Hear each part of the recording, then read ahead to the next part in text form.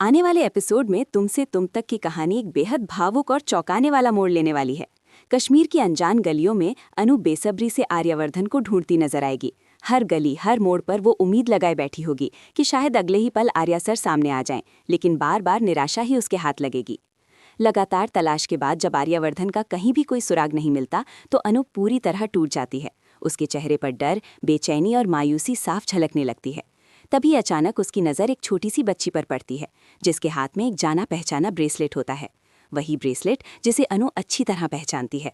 अनु बिना देर किए दौड़कर उस बच्ची के पास पहुंचती है और घबराई हुई आवाज में पूछती है कि ये ब्रेसलेट उसे कहाँ से मिला और किसने दिया। बच्ची अपना नाम आमाल बताती है और मासूमियत से कहती है कि उसके घर में एक अंकल रहते हैं जिन्होंने ये ब्रेसलेट उसे दिया है। ये सुनते ही अनु की धड़कनें तेज हो जाती हैं। वो आमाल को बताती है कि ये ब्रेसलेट उसके बहुत खास दोस्त का है और उसके पास भी इसी ब्रेसलेट का दूसरा हिस्सा मौजूद है। ये कहते हुए अनु अपना ब्रेसलेट आमाल को दिखाती है। दोनों टुकड़ों को एक साथ देखकर आमाल सब कुछ समझ जाती है। आमाल को याद आ जाता है कि घर में बंद अंकल अक्सर एक लड़की के बारे में बात करते थे और उसी का नाम लेते रहते थे। तब आमाल यकीन कर लेती है कि वो दोस्त कोई और नहीं बल्कि अनु ही है। बिना देर किए आमाल आर्यवर्धन का ब्रेसलेट अनु के हाथ में सौंप देती है। इसके बाद आमाल अनु को वो सच्चाई बताती है जो अनु के पैरों तले जमीन खिसका देती है। आमाल कहती है कि वे अंकल उसके ही घर में बंद हैं। कुछ लोगों ने उन्हें रस्सियों से बांध कर रखा है और वो हर वक्त अनु को याद करते रहते हैं। उन्होंने ही आमाल को अनु के बारे में सब कुछ बताया था।